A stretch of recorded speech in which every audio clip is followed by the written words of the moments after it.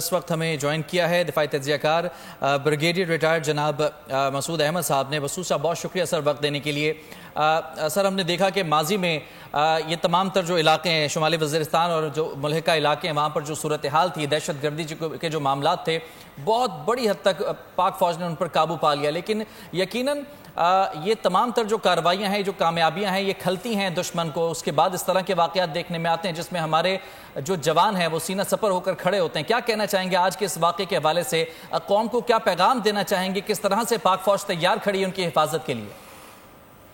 جی ہاں، دیکھیں کہ آج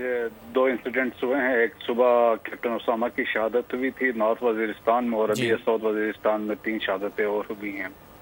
اور دیکھیں جی اس میں تو جو ہمیں اس میں تو شک نہیں ہے کہ اس کا جو ایپک سینٹر ہے ٹیررزم کا وہ افغانستان ہے، اور افغانستان میں جب سے طالبان 15 اگست 2021 کے بعد سے آئے ہیں اس کے بعد سے جو سرج ہوئی ہے پاکستان کے اندر ٹیررسٹ ایکٹیویٹیز کی، تو اس میں ہم نے دیکھا ٹی ٹی پی کو بیسیکلی افغان طالبان تو ایز اے پراکسی کے طور پہ استعمال کر رہے ہیں پاکستان کے خلاف، پاکستان کو ڈسٹیبلائز یا اس کو ایز اے بیڈ لیوریج کے طور پہ استعمال کرنا چاہتے ہیں۔ اور اس کے ساتھ ساتھ برابر کے شریک انڈیا ہے، انڈین را نے اپنے جو سلیپر سیلز تھے ان کو ری ایکٹیویٹ کیا ہے، جو فنڈنگ آ رہی ہے انڈیا بھی فنڈ کر رہا ہے، اور جنرل ڈائریکٹر آف انٹیلیجنس جو افغانستان کی ہے وہ بھی اس ایجنسی اس میں فنڈنگ کر رہی ہے۔ اور دیکھیں کہ اس میں تو ہم نے ایویڈنس بھی آلریڈی شیئر کر چکے ہیں، پاکستان تھرو آصف درانی بھی یہ ہم کنوے کر چکے ہیں، یونائٹڈ اسٹیٹس بھی اس پہ کہہ چکا ہے، جو سینٹ کام کے چیف تھے ایرک کوریلا بھی کہہ چکا ہے کہ ٹی ٹی پی پاکستان کی اسٹیبلٹی کو تھریٹ ہے، جو ٹام ویسٹ یو این کے یونائٹڈ اسٹیٹس کے اسپیشل انوائے وہ کہہ چکے ہیں، کریکٹیو جو ٹوٹی آرگنائزیشن ہے سینٹرل ایشین کی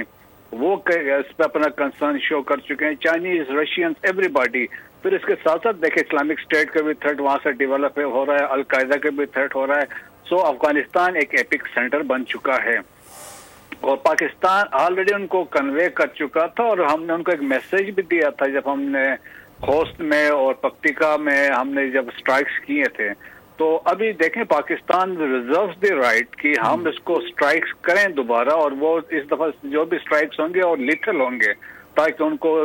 فردر کنوے کیا جا سکے۔ اور رہی پاکستان کی جو ریزالو کی بات ہے، جو پاکستان کے افواج کی ریزالو کی بات ہے، اس میں تو کوئی شک نہیں ہے، کوئی دو رائے اس میں ہے ہی نہیں ہے کہ پاکستان کے دیکھیں کہ ڈیلی 126 انٹرنیوس بیس آپریشن ہو رہے ہیں اکراس پاکستان، اور اس سال ابھی تک ہمارے 111 آل رینکس نے شہادتیں دی ہیں۔ تو پاکستان کی دفاع کے لیے، پاکستان کی سورینٹی کے لیے، پاکستان کی ٹیریٹوریل انٹیگریٹی کے لیے افواج پاکستان یقیناً قربانیاں دیتے رہیں گے، تاہم دیکھیں کہ یہ پاکستان آرمی ہے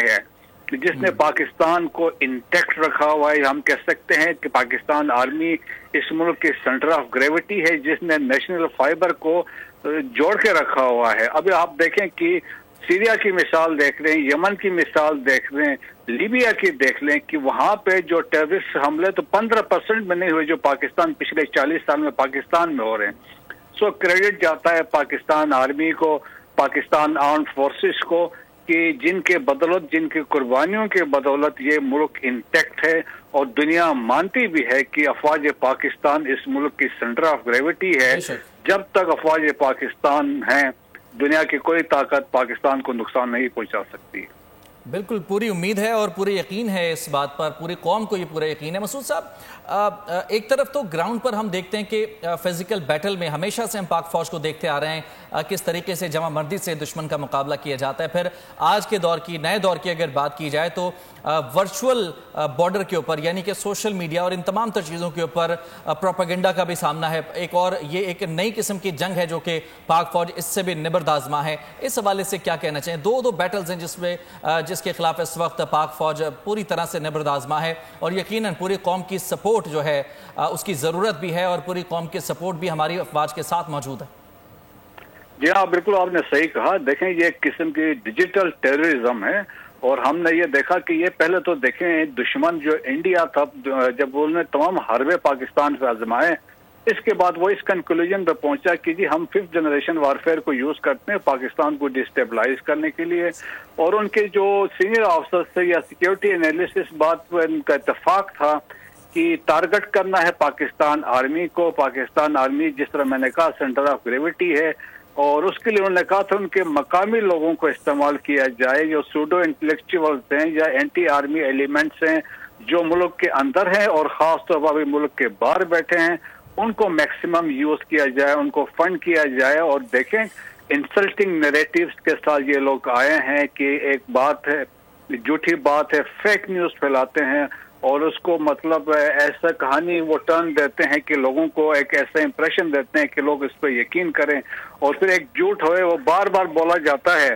اور اس جھوٹ کا مطلب یہی ہوتا ہے کہ لوگ اس پہ یقین کریں. تو میرا خیال میں دیکھیں جو لوگ ایسا کر رہے ہیں چاہے وہ پاکستان کے اندر ہے یا پاکستان کے باہر ہے, تو میرے خیال میں پاکستان کے مفاد میں پاکستان کی بہتری کے لیے کچھ نہیں کر رہے ہیں, وہ دشمن کے ایجنڈے پہ کر رہے ہیں. اور جو ان سے بالکل جو فنڈنگ جو ان کے ہینڈلرز جو ان کو کہتے ہیں تو اس پہ ہیں. لیکن میرے خیال میں پاکستان میں ابھی جو قوانین میں ہم نے تبدیلی دیکھی ہے, جس طریقے سے پنجاب گورنمنٹ نے یا دوسرے ابھی اس میں تبدیلیاں آ رہی ہے, تو اس سے میرے خیال میں حالات میں بالکل اس طرح کی یہ بزدلانہ کارروائیاں اس بات کا ثبوت ہیں کہ پاک فوج اور ہمارے ادارے جو ہیں ان تمام تر دشمنوں پر ڈومیننٹ ہیں, اور قوم بھی ان تمام غیر ملکی دہشت گردوں اور ان کے سہولت کاروں کے خلاف پرعزم ہے. بہت شکریہ. ہمارے ساتھ موجود تھے دفاعی تجزیہ کار بریگیڈیئر ریٹائرڈ مسعود احمد اور علی رضا شاہ. بہت شکریہ آپ دونوں کا. سبسکرائب کریں اور بیل دبائیں تاکہ کوئی خبر رہ نہ جائے.